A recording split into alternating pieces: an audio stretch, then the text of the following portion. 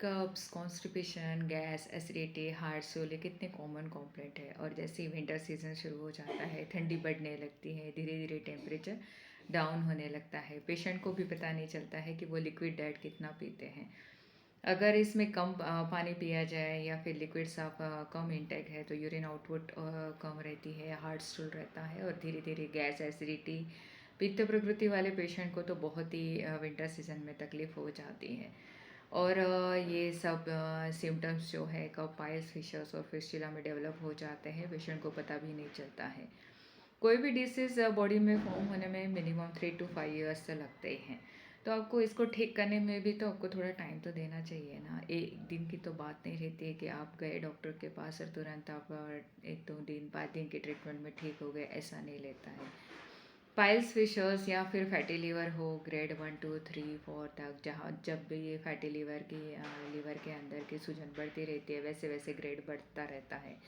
Allopathic में इसके इतने ज़्यादा नाम दिए हैं, लेकिन ट्रीटमेंट क्या है आपको पता है। इसमें ज़्यादा जब भी लीवर पे सूजन आ जाती है तो एंटीबायोटिक्स और पेन किलर्स तुरंत अवॉइड कर देने चाहिए, नहीं तो फिर इससे लीवर ख़राब होकर पैंक्रियाटाइटिस हो सकता है या फिर आपकी किडनी लिवर भी ख़राब हो सकते हैं। तो आप थोड़ा ध्यान देकर ऐसे सब ट्रीटमेंट कीजिए।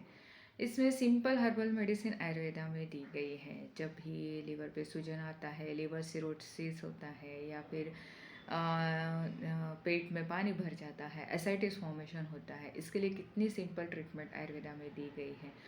एसाइटिस में टैपिंग यानी पेट से पानी बार बार निकाला जाता है और इससे क्या होता है कि विदिन 3 to 6 मंथ पेशेंट की धीरे धीरे एसाइटिस से डेथ होने लगती है। लेकिन आयुर्वेदा में इसके लिए सिंपल ट्रीटमेंट है। इसमें पंचकर्म बहुत ज़रूरी रहते हैं क्योंकि लीवर, आंतड़े आपका बिल्कुल ही काम नहीं करते हैं। आयुर्वेदिक में कहा गया है आपकी पेट से ही सारी बीमारियां होती हैं।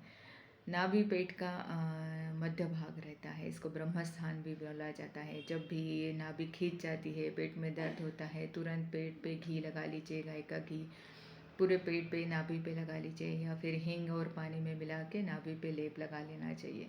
इसमें पंचकर्म तुरंत शुरू कर देते हैं क्योंकि पेशेंट का लाइफ स्पैन बहुत कम हो जाता है एसाइटिस में, लिवर सिरोसिस में, या फिर अगर बहुत तबीयत बिगड़ जाए तो इसमें लिवर ट्रांसप्लांट भी किया जाता है। लेकिन सर्जिकल ट्रीटमेंट में भी पेशेंट के प्रॉपर रिजल्ट मिलते नहीं है और लाइफ स्पैन ज़्यादा नहीं रहता है। इसीलिए इसको सिंपल हर्बल मेडिसिन से ही लीवर को रिपेयर किया जाता है। उसमें पंचकर्म मेन ट्रीटमेंट रहता है।